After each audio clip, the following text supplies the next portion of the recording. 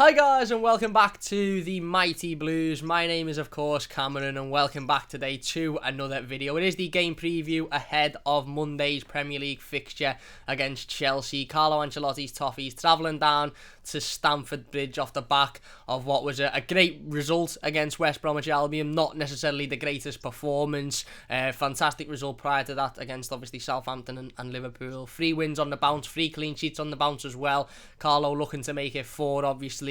It's going to be a very, very difficult game. I think we all know that. Chelsea are a side that have certainly improved since Thomas Tuchel's come into the club. Obviously beat Liverpool last time out. Currently sitting in 4th, 1 point above Everton. And it's a massive game in terms of the context of the Premier League season. I've said it a number of times over the last couple of days or so, and I'm going to say it again. This week is massive for Everton in terms of the context of the season. This week is absolutely massive. We had 2 games that we comfortably should have been winning, and okay, they weren't very comfortable performance wise, but you know, we got 6 points out of them, and then we've got a game against a side that are in and around and fighting where we're fighting. So if we can go there and, you know, at least get a point, obviously the aim is to get a win. Certainly with our away record, I think we're unbeaten in 8 games away from home. You know, can't remember the last time we lost. I think it might have been Man United. Obviously beat Liverpool at Anfield a couple of weeks ago, beat West Brom yesterday. We're joined by Joe today. Joe is a very, very special guest, runs a fantastic business, LVPL cases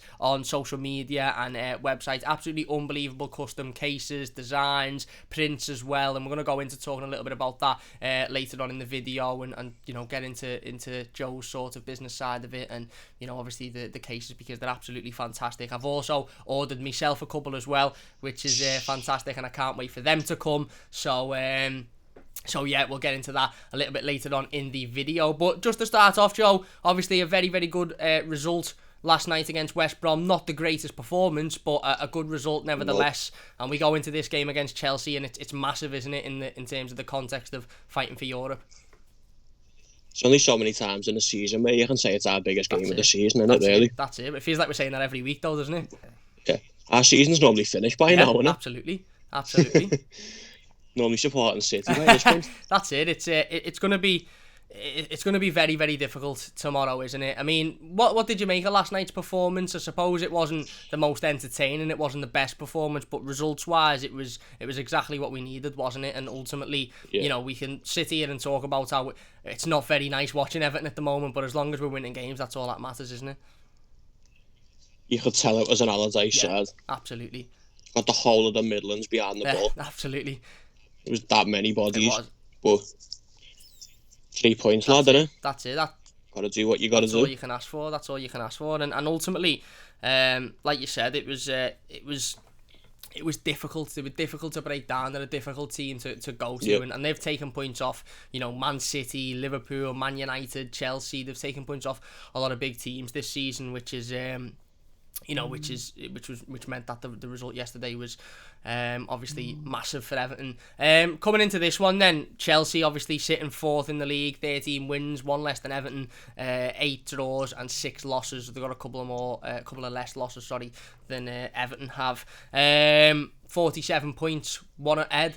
Big game, isn't it? Absolutely massive game. We've got to get something out of it. You know, I know it's going to be very difficult to win. We haven't won there in a long time. But we've got to get something out of it, haven't we? Right, here's a question for you. Would you take a draw now? Yeah, I probably would, because I think you know, we haven't won there in 12 years. Our away form is very, very good at the moment. I think we can win. Don't get me wrong. I think we can win. But I think, you know, in the grand scheme of things, a draw away to a Chelsea side who, let's be honest, recently haven't conceded many goals and are, you know, keeping teams out and are getting points. I think that'd be a good result. Would you take a draw? No. I'll go all out to beat them. It's right. That's what I'd like to think that Carlo Ancelotti will go all out to beat them. And I'd like to think that the players would be up for it, because we just spoke off camera about Everton turning up against these types of sides and you know, the better sides, if you like, in the league. Obviously, you know, we've seen the games that we've dropped points in this season. You like see your Fulham, Newcastle twice, Leeds at home.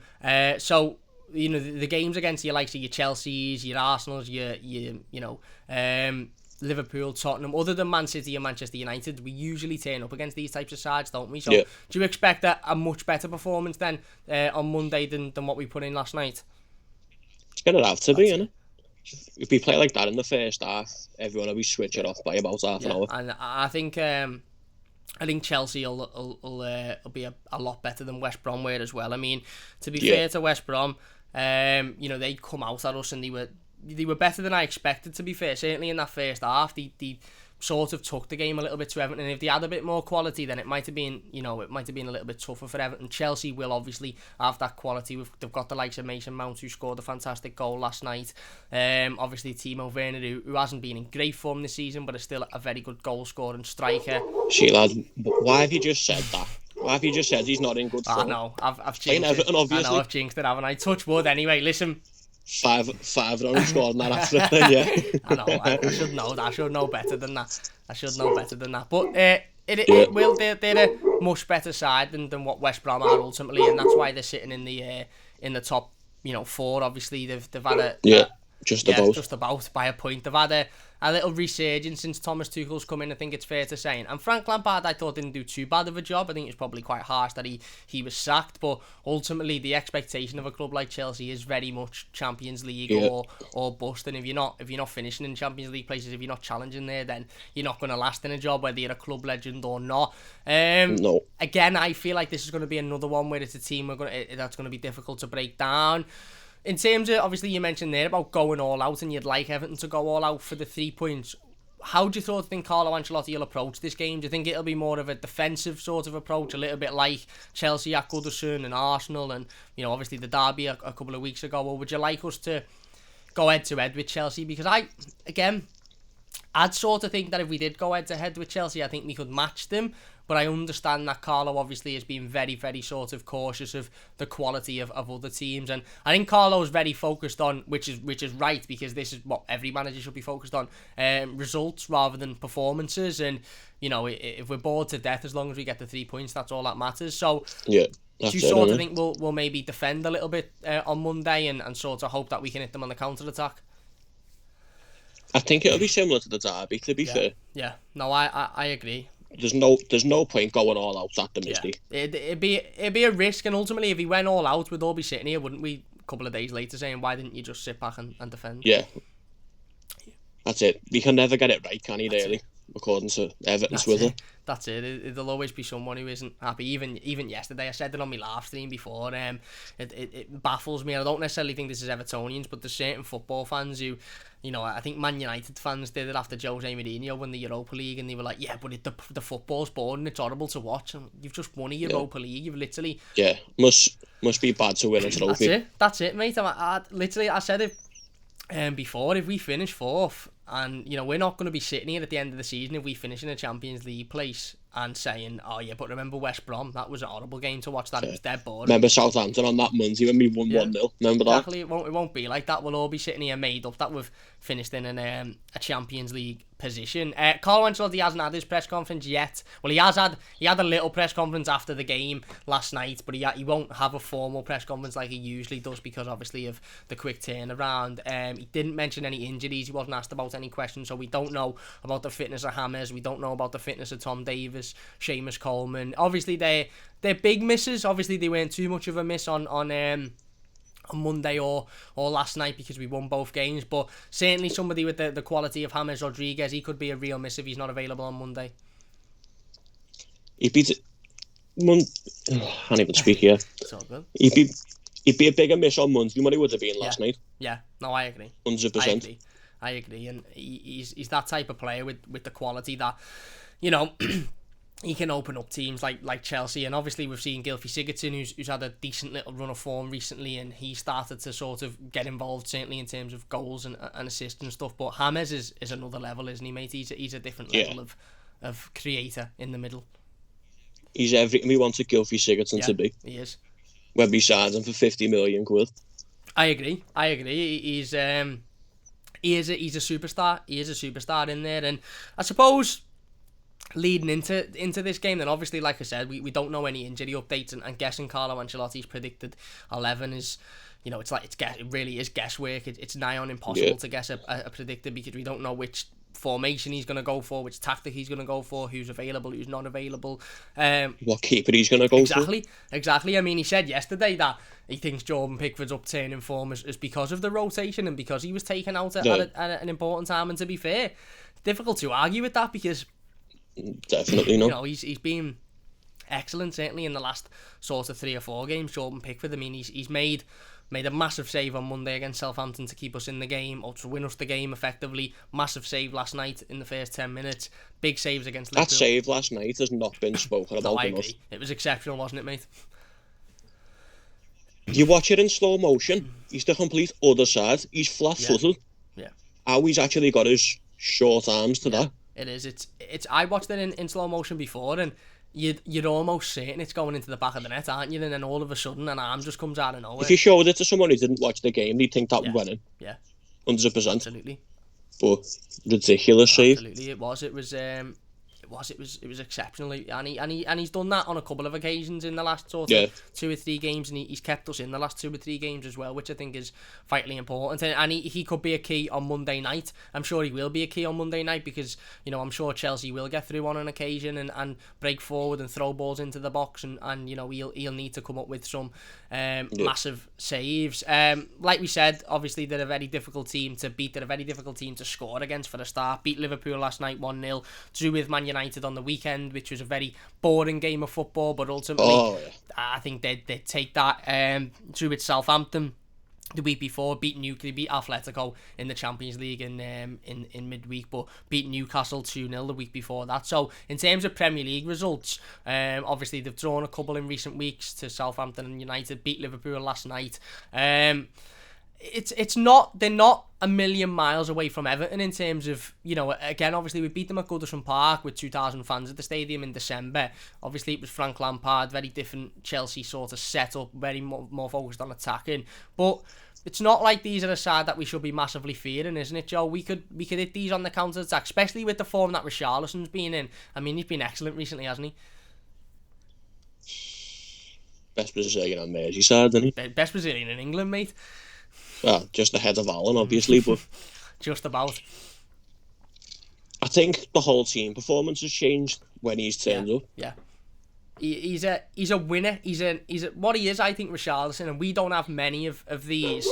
And I spoke after the City game about Man City having a lot of these, and it's game winners, and players that when you need them they turn up. And we've had Dominic Calvert-Lewin, who recently is, I don't want to say struggled, but he certainly hasn't been in as good goal scoring form as he was at the start of the season. And I remember 3 or 4 weeks ago, people were doubting Richarlison's ability and doubting whether or not he just had the first couple of good seasons and he's not actually that great. And you look at, I'm not gonna lie, I was one of them people. And I think that's fair enough because his head was really sort of down in the dumps, and he wasn't. I mean, it's not like he just was out of games. He was getting chances and he was missing them, and he was missing, you know, easy one-on-ones, and he was sort of thinking, I mean, there's a lot of if, buts and maybes about this season, Joe, and we're sitting a point behind 4th and a potential Champions League fight come the end of the season, and yet, you know, we've lost games like Fulham, Newcastle, West Ham, Leeds at home, and also we've gone the majority of the season so far without Richarlison really being the Richarlison of the last 2 seasons.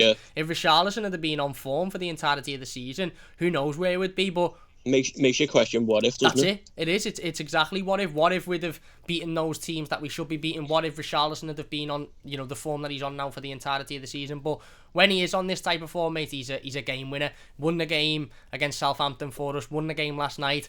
Arguably won the derby with his early goal. I know we got the penalty, but again, that set up the sort of stall for the rest of the game. He's so vitally important, isn't he? And I suppose, obviously he's played a lot more centrally in recent weeks, and we've seen the goal against Liverpool and Southampton where he's cutting in between the 2 centre halves. A little bit different last night. Obviously, it was a header from a ball in. But do you think he's more suited to playing as a striker then, or do you sort of still think that as a left sort of winger, if you like, he suits there better? I think he's better running off someone, playing centrally. Yeah. You seen it with that derby goal where he split the 2 and then just went, see you later.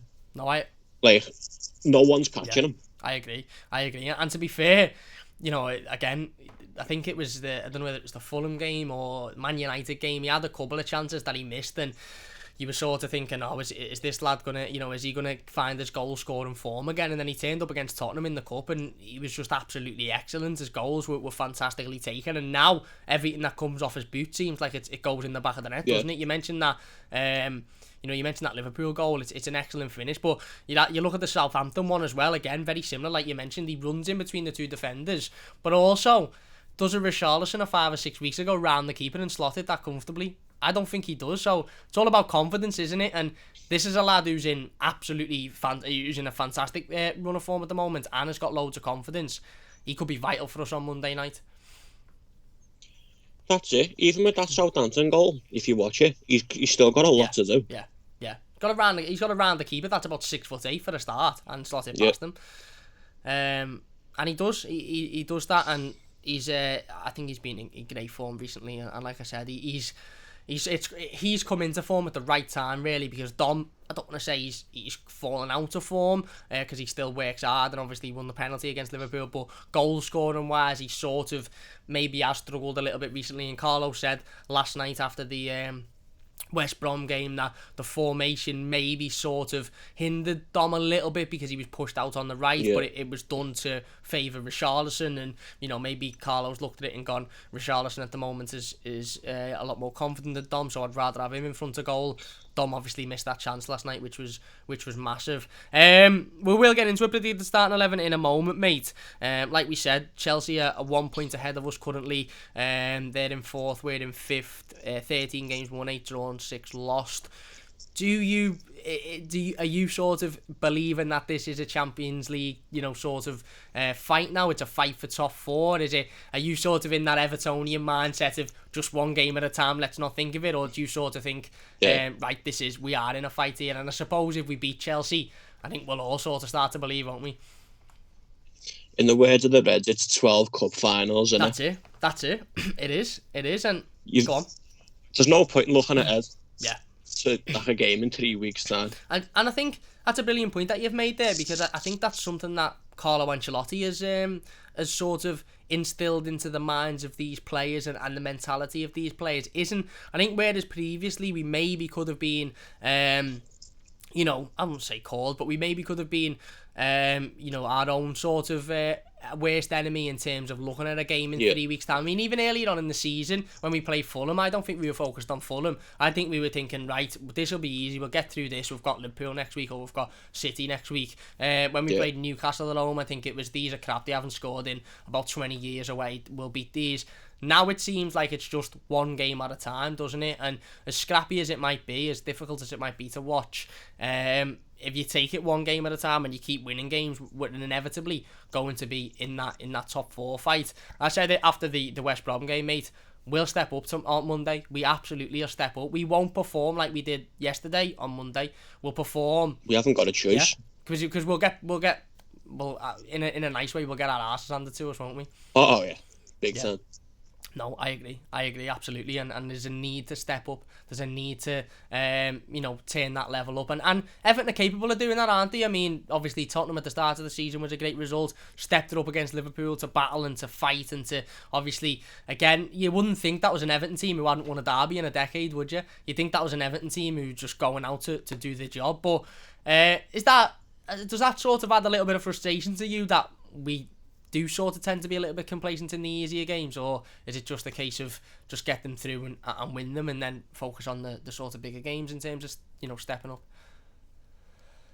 It's just Everton in a nutshell, isn't it, really? Yeah, it is. It's not we're not used to, is it? We could play the bottom of the league, lose 3-0. We could play the best team in the world ever next week and beat them. That's it. Comfortably. That's it, I think. The most unpredictable team in the world. That's it. I think Matt Jones from the Blue Room, I don't know if you watch the Blue Room or them, but Matt Jones from the Blue Room said if we played relegation fighting sides every week, we'd be a relegation fighting side, because we just don't turn up in those games. Whereas if we played a title challenging side every week, we'd probably be up there in that level. But I suppose that's maybe where Carlo Ancelotti then needs to focus sort of coming into next season is that inconsistency of, I'd love us to just do what City are able to do and turn up against everyone and just go blast. And I know it's different because City are another class and all of the players and the quality that they've got, match winners, which we've just spoken about, but it would be nice, wouldn't it, to just turn up against someone awful and just put 4 or 5 past them and go, that was easy, that. Be nice to go into every game with confidence, wouldn't it? Yeah. Just knowing you're going to blow any team away. Spot on. And we're going into this game on Monday with confidence, aren't we? I mean, don't think we've, like I said, lost a game away from home in 8 games, won the majority of them, got the best away record this season in the Premier League. Obviously, off the back of a result on last night, away win last night, and away win a couple of weeks ago against Liverpool. We have to come into this game full of confidence, don't we?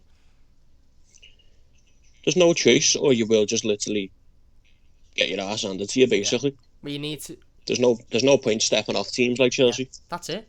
Just go all out or don't bother turning up. That's it. And it's not like we're dealing with a Man City here who you look at and you think, these might have too much quality for us on the day.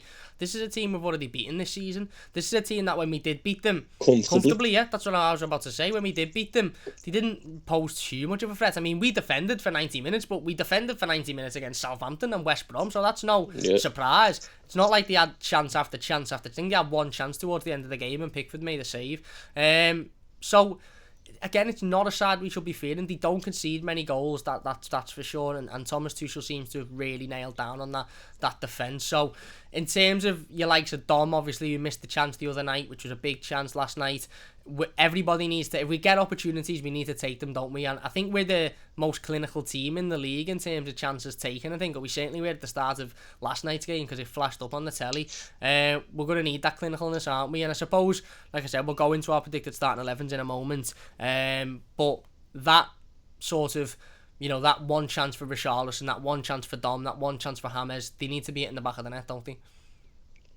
That's it. Like in the last 2 games, we've had 2 chances, scored 2 goals, and won both games 1-0. Yeah, that's it. You're not going to get a million chances every game. You've got to take what you get. Absolutely. And like I said, if an Everton of 12 months ago, 13 months ago, weren't clinical whatsoever. I mean, talk about being the most clinical team in the league. I remember a time when we were in the bottom 3 clinical teams in the league. We'd take about 50 shots to score 1, whereas now, like I said, if you score it, if you're having 1 shot and scoring 1 goal, and it is, and you win them 1-0, who's bothered? You take it, don't you? You take it, even as horrible as it might be, and as much as we might be sitting there going, this is boring. I think Carlo Ancelotti's brought that, hasn't he? Because I think, obviously, with him being an old school type of manager and him being around for a long time, this is a fella who's won everything. I mean, he can't be questioned. Champions Leagues, Premier League, FA Cups, everything there is to win. I think he's brought that mentality of, don't worry about how you play, just win. And that's so important, that's isn't it? It's I think our fans have got this sort of idea of him managing all these big teams, where they had like the best players in the world. There's a difference between having the best players in the world and having Gylfi Sigurdsson. Yeah. It is, but that's just the credit to Carlo then, isn't it, for how well he's done with this team? Because I mean, I think we've overachieved this season, personally. We're in a fight for top 4 in March. Like you said, usually at this point in the season, flip-flops are on, and watching Everton is just like putting a chase on a Friday night. It is literally just like, oh, Everton are on here, we'll watch them, and decent performance that, but doesn't matter because we're 9th in the league. We're not going to get Europe. We're out of all of the cups. It's March, and we're in a fight for top 4 and an FA Cup quarter-final. It's I think it's been a great season so far. Just on that, before, just a little bit off topic, I had a question in the live stream before, thought I'd put it to you. Would you rather finish in the top 4 or win the FA Cup? FA Cup all day, every day. I'm the same, mate, I'm the same. It's needed, isn't it? I'd finish 17th and win the Cup. Yeah, as long as we avoid relegation, yeah. Doesn't bother me. Yeah. No, I've very much been the same, to be honest with you, mate. I know Carlo said, he said something along the lines of finishing in the Champions League will be better for the longevity of the club. But this is a manager who's used to finishing the Champions League, isn't he? I think prior... The manager who's won it multiple times. Exactly. I think prior to last season, his worst league finish as a manager was 6th, and he comes into Everton and we finished 12th.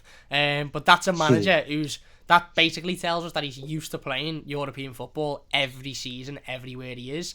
So I get that. But I think for the club, it's a trophy, of course it is. Well, look, before we get into doing our predicted starting 11, let's talk a little bit about the the business and how things are going. You've said you've had a fantastic week. It's been absolutely boss. I remember we followed each other on Twitter a few months back. I was having a little look through, obviously seeing the Leighton Baines phone case, the prints. They were absolutely exceptional, and I just knew straight away I need to order myself one of these. These are absolutely boss. So, how did it start, mate? What was, I suppose, your inspiration behind starting it? And I suppose you've got a passion for it, because it's absolutely brilliant. I will leave the link, by the way, in the description down below, to the website. Go and check it out. Fantastic custom phone cases, all surrounding obviously the city of Liverpool. There's Everton ones, there's Liverpool ones if you're looking for one for a gift for maybe a family member. Absolutely unbelievable custom designs as well. I've got a couple of mine in the post, can't wait for them to arrive. So what was your inspiration behind starting the business? Do you know what? I was expecting this question and I couldn't think of an answer. But it was when Baines announced he'd retired. Yeah. Do you remember the photo that's on the case of him with the captain's armband? I thought, going to play with this. Had a little mess about with it. Come off of that design, I was like, that's heavy. See what you can put that on. Put it on a phone case, threw it on Twitter, and everyone was like, that's heavy. So I was like, oh, go on then. And just sort of went from that, really. Yeah, that's right. And now there's loads of designs, loads of prints, loads of, like I said, all surrounding the city of Liverpool. And we've just spoken off camera about the uniqueness of the business is that there's no sort of limit to it. It's not like somebody can go on the website and go, there's nothing here for me. They could say, oh, can you put, I don't know, maybe James Rodriguez getting the bottle of wine on a case, and you can sort it out, can't you? It's absolutely excellent, and the quality as well of brilliant. There's loads of boss reviews on the website as well. So it's a fantastic business, and like I said, and as soon as I heard you with a blue, I was like, let's get Joe on. I want to get it sorted. You were kind enough to give us a little discount code as well. If you use the code TMB for the Mighty Blues, you can get a little bit of money off your prints and your cases and stuff in the discount code section. So in terms of people ordering and stuff, how does that work for people if they're thinking, I want to go and get a case with maybe Richarlison on the back scoring in the derby? We try and do as much as we can. I try and do it off my own back sort of thing, so people don't have to ask. So people aren't looking and going, oh, he hasn't got that, it's pointless. Yeah. I'm just trying to do what I would buy myself. I think that's a good bundle, isn't it? So you've got to do something to appeal to other people. That's it. Well, And there's some unbelievable case on there. The Baines one is I've ordered, which is absolutely fantastic, as well as the print. Go over and check the website out. The Richarlison one that was put up the other day is just, mate, I'm going to be skint. I'm going to need to go to the bank and get a loan out of something, because the Richarlison one is unbelievable. There's loads, absolutely loads on the website, so definitely go and check it out. LVPL cases, I'll leave the link to the website in the description. Like I said, you can use that discount code TMB for a little bit of money off your order. Big thanks to Joe, obviously, for providing us with that discount code. Can't wait for mine. As soon as my prints and phone cases arrive, I'll be showing them on camera. I'll have the prints up behind me somewhere around there, so they can be seen as well. Boss 110 prints as well. And those Scousers are dead into 110s, and there's some absolutely fantastic. Got one of the 110s when you actually. Lovely. One of them fellas. That's what you want. That's amazing. That I think. If you claim to be a John Ed, that's what you need. Look at that case. I think I've got one of them on order, the green one. I've got the green 110s, literally. Yeah, the neon one, like, yeah. The neon one, so can't wait for that to arrive, honestly. Listen, I've got an obsession with phone cases anyway. Some people are addicted to other things. I'm addicted to collecting phone cases. I've got about 300 in the money on my phone for 12 months, so can't wait for them to come. Like I said, check out the website. Follow, obviously, the company and Joe on Instagram and Twitter and all that good stuff. We'll leave all the links in the description down below. Go and drop them a follow. Go and check the website out. They're affordable prices as well. Go and order yourself a phone case, because everybody needs a phone case, and you may as well get a custom one with Leighton Baines or whatever you want. Exactly, get whatever you want, and get Richarlison scoring in the derby on it. Because let's be honest, who doesn't want Richarlison scoring in the derby? Yeah. Who's looked at that and thought it's not for me? Exactly. No one said that, have they? Not one blue has said that, mate. Not one blue. I'm telling you now. there's about 12 pictures from the derby that I think I'm just going to send to you and go, lash this on a phone case, please, mate. And I'm just going to put the phone cases above me just to see, because there's so many printable things from that derby, and Joe is the best person to go to for phone cases and prints, etc. as well. So definitely check them out in the description. Obviously, big thanks to Joe for coming on. Well, let's get into our predicted starting 11s then. Obviously, we do this every week in the previews. It's difficult, this one. It really, really is difficult, because ultimately, it's like, I said it before the West Brom game, it's near impossible to pick a predicted starting 11 for the Carlo Ancelotti Everton side at the moment, because the formation changes, the tactics change, the styles change, the injury news we haven't had yet. We usually go back line, goalkeeper, back four. So I'll go goalkeeper, back four, then you do your goalkeeper, back four. Midfield, I'll go, you do your midfield and forward line, etc. Do you want to go with that? Yeah, right, is right. I'll start off then. In goal, I've gone for Jordan Pickford. Again, 3 clean sheets in the last 3 games, 3 wins in the last 3 games. I understand Carlo is still big on rotation and rotating Robin Olsen. I'm not too sure how true this is, but I've got a slight inkling that there's a clause in Robin Olsen's loan contract that maybe might say he's got to play a certain amount of games. Don't hold me to that. That might be completely nonsense, and if you're somebody from Everton watching, don't hold me legally to that, because I've just got a slight feeling that might be why he's in and around. But Carlo likes the rotation either way, but there's not a chance you can rotate Jordan Pickford. He's been absolutely exceptional recently. Like we said before, massive saves in the Merseyside derby from Henderson and Salah, massive save on Monday night from Vestergaard, lost his name there, and obviously a big save last night to keep us in the game in the first 5 minutes. So absolutely, Jordan Pickford continues his place. I think that's the first time since we've signed him he's kept us in or won us a game on consecutive occasions as well, isn't it? Yeah. It's a rarity, absolutely. Innit? But I think that shows his confidence at the moment. I mean, he seemed like a different player against Liverpool, not just the saves. I've always said this about Jordan, and I don't know if you feel the same, Joe, but when Jordan Pickford makes a world-class save, like the Vestergaard one, like the Salah one in the derby, that doesn't really surprise me, because I think even throughout his time at Everton, even in the bad patches, I always think he's made those mad saves that you think, oh my God, how have you got to that? You know, there's been a... That's it. It's always the saves you never expect him to make.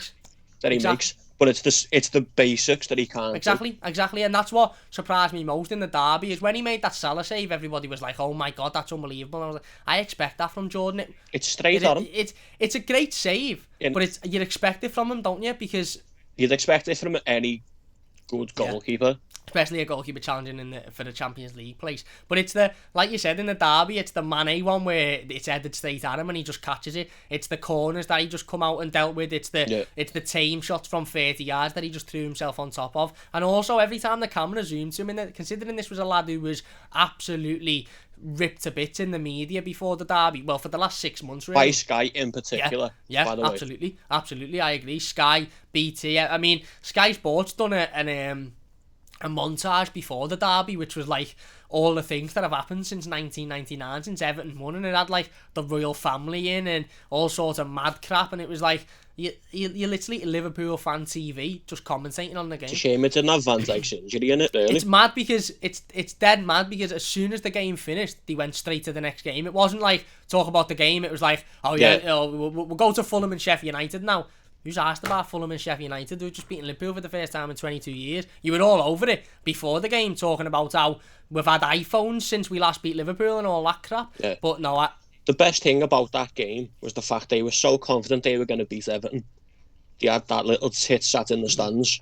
Yeah. To intimidate the players. Run over to him. I know, and that is such an I suppose another massive positive for Jordan Pickford is that he wasn't intimidated by any of it, by the media, by the Van Dijk situation, by the... I think he thrived on it. He did. Well, he definitely did thrive on it, didn't he, against Liverpool? And that was... He's only got better from that. Exactly, mate. And that was where I think the confidence has come from, because he looked like a different player. He looked so focused. He looked so in control of his actions. And like you said, he's been brilliant since. So Jordan starting goal for me. Back line, I've gone for Luca Dean at left back. Best left back in the country for me, arguably in the world. I think he's exceptional. Again, had a decent game against West Brom. Didn't have an awful lot to do defensively. Put a couple of decent balls into in the box. Wasn't the best performance he's put in, but certainly a decent enough performance. I've gone with Michael Keane and Ben Godfrey at centre-half. Obviously, we haven't had an injury update from Carlo yet, so we're not completely sure where Yerry Mina will be up to, but I would assume he's not quite ready yet, just because obviously he's been out for a couple of weeks, and I think he'd probably be ready for the game after Chelsea. So I've gone with Ben and Michael Keane, who've been brilliant again recently. And then, difficult again, injury news, and we don't know where, we don't know where Seamus Coleman's up to, so we don't know whether he'll start. We don't know, if he's recovered from his injury. I've gone with Mason Allgate just because I'm going to go on the assumption that Seamus is probably still not quite ready to start. And if he isn't, then I think that'll be the back line. There's not many other options, is there? So who have you gone for your back line and goalkeeper, mate? Probably be the same as yours. I'd probably just switch Godfrey and Holgate. Okay, so Godfrey right back. I don't like Holgate playing fullback at all. Fair enough. He did struggle for the first 20, didn't he, the other day? Last night. He had an absolute nightmare against that blue-haired fella last night. Yeah, he did. He got... I don't know, sometimes with Holgate, I just think he seems a bit overconfident, and he's very hit and miss. Yeah, it is. It's mad because sometimes he can put in, like the derby, he had Mane in his pocket. He was excellent, and then last night he really struggled. So you'd go... I think he was lucky with that penalty as well. Yeah. I think he got away with that. Yeah, to be fair, it's a good shout actually. I didn't think about that. Yeah, it's a good shout. So you'd put Godfrey at right back. Do you think he's just a little bit more assured, and Mason's a little bit more suited as a centre half? Just rapid, isn't he? He is. I'd smoke him in a race. Don't get me wrong, but you know what I mean. He's unbelievable, isn't he? He's been our most underappreciated sign. Ben Godfrey by for far. A long time. Considering he's a centre back, and I think he's played centre back about 3 times. Yeah, he has, and I think 2 of those were in a back 5 as well. So he wasn't even in his natural sort of position. Obviously, he's playing centre half at the moment with Mina out, but it's wherever he plays, he's exceptional, isn't he? Be it right back, left back, centre half. He's just those dart and runs. He goes on one every game. He went on one the other day, and it's like as soon as he puts the afterburners on, it's like nobody's getting near him. See you later. Yeah? Literally nobody's getting. And I just wish that he just. One of these days he's going to go on one of them runs and he'll put his laces through it from 40 yards out, and it's going to rifle in the back of the net, and I'm just not going to be able to cope me. So you've gone with the same back line, but with Mason at centre half and Godfrey at right back, yeah? Yeah. He's right. Moving into the midfield then. Difficult one to predict again for me. Obviously you've got Sigurdsson, who's been involved in a lot of goals recently, obviously come on and got the assist for the goal last night, for Richarlison's goal. You've got Gomez, who wasn't great last night, but again has been hit and miss recently. Alan, who was excellent when he come on, was excellent against Southampton. He won us the game last night. I agree. By far. I agree. Decore, who's been very solid this season, but again probably needs a rest. His passing was a little bit off last night. Tom Davis, who's been brilliant recently, and if he comes back, obviously we don't know whether he'll come back to fitness. James, who we all know and love, and don't know whether he's injured. So again, I've gone with a midfield that I wouldn't be surprised if it wasn't like this. I wouldn't be surprised if it was. It's just very difficult to pick at the moment. And I've gone with Alan Decore in sort of the midfield role, with obviously Alan playing his regular role. I think, obviously, like Joe said, he changed the game yesterday. He was absolutely exceptional. Changing system as well just helped everybody, because Gomez as a defensive midfielder couldn't do it. So when Alan went there, it just helped everybody. Decore needs a rest. He does. I think his passing's been a little bit sloppy recently, but I don't think it'll be this game. This isn't the game absolutely. for it. Exactly. You just took the words out my mouth, mate. I don't think this will be the game. I think his energy is going to be so needed. I think his work rate is going to be so much needed as well. And then I've gone with James in the 10 role, because ultimately his creativity can be the difference between us winning a game and losing a game, or winning a game and drawing a game. And if he's fit, obviously he missed the Southampton game, he missed the West Brom game. That was through an injury, so again, if he's still injured, then obviously he won't be available. But given that Carlo said on Wednesday night that last night, I'm getting my days mixed up. Last night that the injury wasn't too big, the hope would be that by Monday he'll have fully recovered. So I've gone with them three in sort of I don't know what formation I'm going for, mate. I'm just going for players because it could be a diamond. Yeah. Just whoever you fancy. That's it. It could be, with James, he could play on the right. He never ends up on the right. He moves over. He's in the centre. He's on the left. Yeah. With Richarlison, he could play on the left. He'll probably play centre. So the midfield three in some way, I've gone for Decore, Allan and James. Who have you gone for? It's a good question. I never thought we'd be so spoiled for choice in midfield. Yeah, I know. To be honest. It's mad, isn't it? So they'd be Allan, Davies, Decore for me. Yeah. And Tom Davies, if fit, is arguably it'd be difficult not to start him, wouldn't it? I mean, he's been exceptional recently. He's been absolutely fantastic. Yeah, he has. And that's one for all the Twitter guys who saying he should be sticking to skateboards on the dock. Yes, he's been in that derby. I mean, I think I keep going back to the derby, and I'll talk about it forever because it's boss. But in that derby... Yeah, I'm taking it to the grave. Same here, mate. It's on my grave. It is on my grave. I was there, I witnessed it. Well, I wasn't there, I was in ours. But on telly, yeah. But considering that side was a side that was full of players, obviously with the exception of Godfrey and James and Decore, that was a team that was 7 or 8 of those players had witnessed horrible derby defeats, horrible derby performances. Some of them multiple, to be fair. Exactly. Some of them had been part of that mentality that just we couldn't shift at the club. Tom Davies being one of them in terms of, I'm not blaming Tom for the previous derby defeats, but in terms of being part of that Everton team that had just turned up year in, year out at Anfield and just flopped over. He looked so comfortable and so commanding, didn't he? He just looked like he was just like, yeah, not bothered they were playing, I'll just continue playing me footy. He's just been a completely different player, hasn't he? Yeah. And what do you put that down to? Did you put that down to Carlo or himself? Yeah, the manager at 100%. I think it's hard to disagree, isn't it? Because last season, not being funny, like, sorry Tom if you're watching this, but fuck me. Yeah. Bit of a complete utter lost puppy. Yeah. But this season he's been. Yes. He had Thiago in his pocket for the hour he played or whatever. He did. He's been a different level. And I also think he's suited and slotted into that Allan role fantastically while Allan wasn't in. And I still said it this morning on the chat on the review. Nobody can play that Allan role other than Tom Davies. Decore can do a job there, but it's not. Decore, he's got legs. He hasn't got the ability. Yeah. No, I agree. I don't think his passing is good enough to do that role. Whereas Davies, I'm not saying Davies is on the level of Allan, but he's certainly the closest thing we've got to Allan. I think that's who he's trying to be, isn't he, really? Well, that's like what he's aiming for. And maybe Allan, the introduction of Allan's helped him. Maybe Tom's looked at Allan and saying and gone, I want to start playing like that. That's what I want to focus on. And I want to be audible as well. Literally, I want to be, because he's like a pit bull, Allan, isn't he? I mean, when I seen him the other day with the shirt tucked in the old school Preds, I was like, oh my god, you are.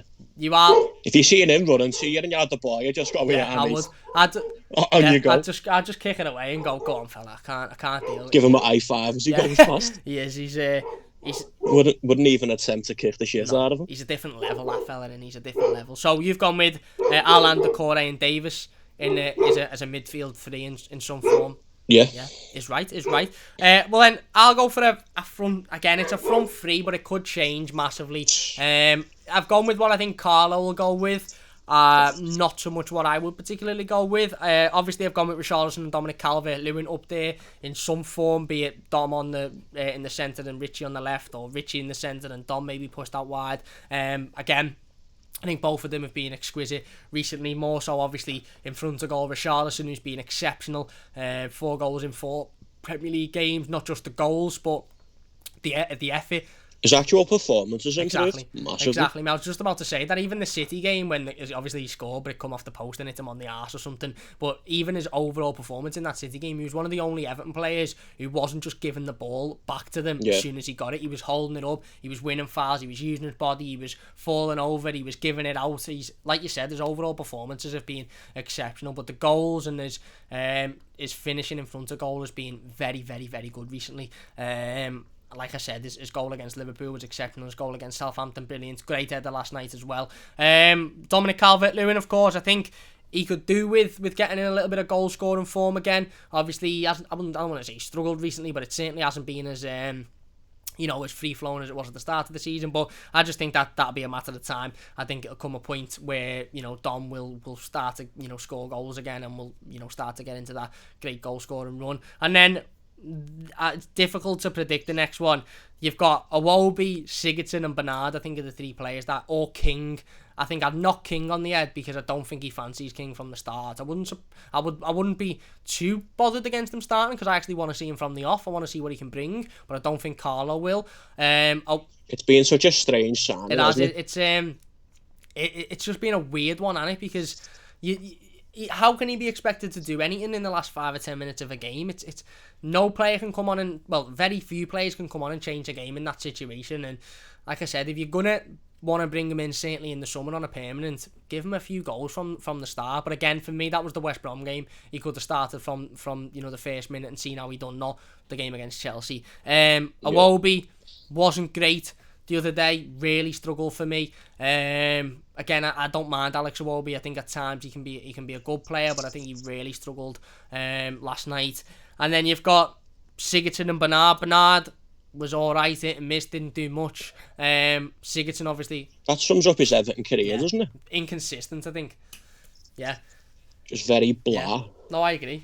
And then Sigurdsson obviously come on and got the assist. I think I think he'll put Sigurdsson there. I don't want Sigurdsson and James in the same team because I think they do a very similar job, and I think James is okay on his own at doing that creative job. The lad has won everything. He's won Golden Boots and World Cups. He's okay at creating himself, but I just think Carlo will go with the pair of them instead. But it's nigh on impossible to guess. So I suppose two of your front three will be Richarlison and Dominic Calvert-Lewin. I mean, are you going with Sigurdsson? Who else sort of slots in there, I suppose? Unfortunately, it is going to be Sigurdsson, isn't it? Do you think on Sigurdsson? Do you think he's had do you think he's had a better season this season? I mean, I think he's got 15 goal contributions, 9 assists and 6 goals, and obviously scored a penalty against Liverpool. I think. Do you think that sort of he's maybe being not thrown under the bus, but when he's had to play the defensive role, obviously he hasn't looked good because he can't defend. But when he's had to play the creative role, I think he's been alright. But again, he's not a winger, is he? So effectively, maybe he'll put Sigurdsson in the 10 and James on the right, and then, I don't know, interchange. I could see him playing a diamond again, to be honest, with no wingers. The thing is, with Sigurdsson, you just said there, the 15 goals and assists and whatever. Is that enough for a £50 million player? Well, that's it, isn't it? In context, it's not, is it, really? That's it, yeah. Spot on. Didn't City sign De Bruyne for the same price? Yeah, exactly. You're spot on. You're spot on. I think the positive with Sigurdsson is last season he was utter nonsense. I think he scored 2 goals, didn't get many assists, and he was awful. So he's been better, he's improved, but you're right. I mean, in terms of, obviously he's in the final year of his contract as well, so there's a big decision to be made there in terms of whether he gets a new contract or not. But it's likely to be Sigurdsson, Calvert-Lewin and Richarlison, isn't it? It's how he's become captain that really, really baffles me. Yeah, the Everton captaincy is mad, isn't it? It's given to everyone. I've never seen a leader with less leadership skills than him. Yeah, it is. It's mad. He makes Jagielka look good in terms of being a captain. Yeah, it is. It's mad, isn't it? The captaincy is mad for me. I mean, I think we've got a leader in the team in Alan, and I think it'll only be a matter of time before he takes the armband. Or Godfrey. I think Michael Keane's worth the shout, I think. To be fair, yeah, Michael Keane's is definitely worth the shout. He's massively underappreciated, Michael Keane. Absolutely. He's been excellent this season. He's been absolutely excellent. So there you go. There are predicted starting 11s. Look, Joe. Well, that's yours. Oh, no. Oh, yeah, that's mine. Go on. Sorry, I forgot. Go on. Yeah, so I was going to play a 1-2 up front, so it would probably be Rodriguez, Calvert-Lewin and Richarlison. Right, and then, so... Yeah, and then 4-3-1-2. Yeah, with the Corey Davis and Alan behind. Bingo. I'll take that, I'll take that. And with Richie. You may say I'm a dreamer and all that. Richie is a striker. He's been excellent there, hasn't he? He's been great the last few games, so I don't see why you'd change it now. No, I'd take that. I think your predicted starting 11 is likely to be to be the one, rather than again, like I said, for me it's so difficult to pick formations and tactics and players because it changes constantly. But no, I'd take that, mate. James in the 10, Richie and Dom, and then the 3 midfielders behind them. I think that'd be decent enough cover defensively. I think you've got that creativity going forward, and and Richarlison and Dom can sort of get in behind the in the defenders. So there you go. Joe's predicted starting 11's well better than mine, and I'd probably rather see Joe's than mine. Before we finish up, Joe, it's going to be a difficult game. It will be, but definitely not a game that we shouldn't be thinking that we can win. I mean, they're a point ahead of us, so in the context of the season, it's massive, and we have to go out with belief in our away form this season. Why shouldn't we go out with belief? For me, like I said, I expect a much better Everton performance than the ones that we've seen in the last couple of games. It's got to be, hasn't it, really? It has to be. You can't be going out like the last 2 games to beat a team like Chelsea. Spot on. And are you confident that it will be because of the way Everton play? I think, they've got to step up. Yeah. You cannot doubt that for a minute.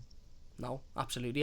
And like you said, you can't play like that against Chelsea, and you do have to step up, and I think we will. And look, if we win this game, I think the belief will be absolutely through the roof, to be perfectly honest with you. Well, look, we'll finish it up there then. Massive thanks, Joe, for joining us. Really appreciate that, mate. Anything to say before we finish up? Anything to say?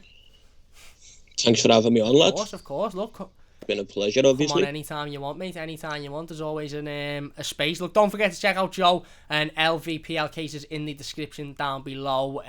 Obviously, you can use that code TMB for a discount. Absolutely fantastic company, brilliant cases, prints, all that good stuff. So check them out in the description, the website and the Twitter, etc. Check out Joe as well. If you've enjoyed the video, please do hit that like button. Only takes a second. Don't forget to subscribe to the channel if you're new as well. Obviously, we'll have the instant match reaction and the play ratings up on Monday. Probably have the weekly news roundup up on Sunday night as well, so look out for that one. But yeah, look, it's going to be a difficult game, a difficult test for Everton, but if we're going to want to finish in a Champions League position, if we're going to want to be a team that are challenging for Europe, then these are the games that you'd have to turn up and you'd have to put a performance in. Just for me, again, I'm sort of like Joe. I expect us to go out and want to win the game, but whatever we do, just don't lose the game. I'm not saying I'd be happy with a point, but don't lose. If we're going to want to stick in this fight, if we go out and win on Monday night, then everybody sort of sits up and goes, hang on, Everton have just beat the side there that was sitting in 4th. Everton have beat the side there that they were a point behind, and they've gone into those top 4 places. And let's be honest, I mean, Man United are on poor form at the moment. Leicester are on brilliant form, so second could even be up for grabs, but let's not get too ahead of ourselves. Let's just one game at a time, like Joe said. Not yet. Plenty of time left. 12 cup finals to go and all that. And we have to look at it like that, don't we? And if we do look at it like that, then, hopefully with that mentality of winning and getting the 3 points can take us through. So there you go. Listen, big thanks to Joe for joining us. Massive thanks for watching. If you've enjoyed it, please do leave a like. Don't forget to subscribe to the channel if you're new as well. And yeah, big thanks for watching, and we'll see you soon on The Mighty Blues.